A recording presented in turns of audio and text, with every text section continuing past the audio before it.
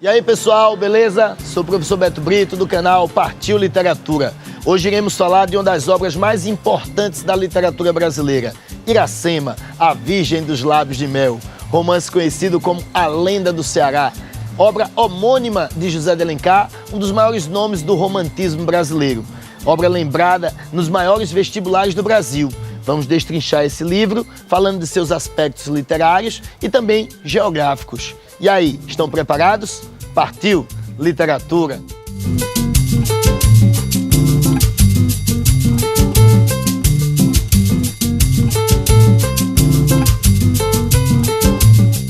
Começaremos falando sobre José de Alencar, o maior nome da literatura romântica brasileira.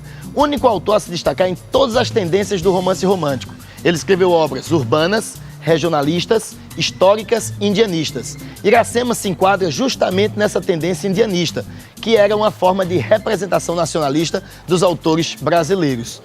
Na Europa, os autores românticos se utilizaram do cavaleiro medieval para essa representação nacionalista. Como aqui no Brasil nós não tínhamos esse cavaleiro medieval, tivemos que eleger um outro representante. E o representante foi o índio, passando por um processo de idealização para ficar ao mesmo nível do cavaleiro medieval.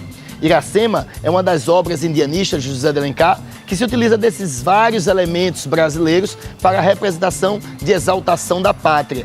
Podemos destacar aí elementos naturais, da nossa flora, de nossa fauna e até o idioma tupi.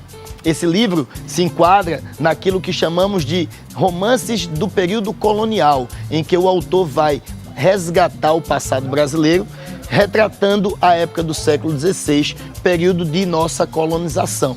A miscigenação é o cruzamento de raças humanas diferentes.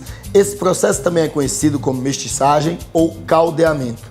O mestiço é o indivíduo que nasce de pais de raças diferentes. Em aproximadamente 15 gerações, do século XVI ao XVIII, foi formada a estrutura genética da população brasileira, a partir da mistura entre africanos, portugueses e índios. Essa mistura deu origem a 3 tipos fundamentais de mestiços. O mulato, que eram os mestiços de negros e brancos, eles contribuíram à economia litorânea do Brasil. Os caboclos ou mamelucos eram mestiços de brancos e índios. Eles povoaram o interior e seguiram em direção ao oeste. E os cafusos, que eram mestiços de índios e negros, eram uma minoria e povoavam algumas partes das regiões norte e nordeste.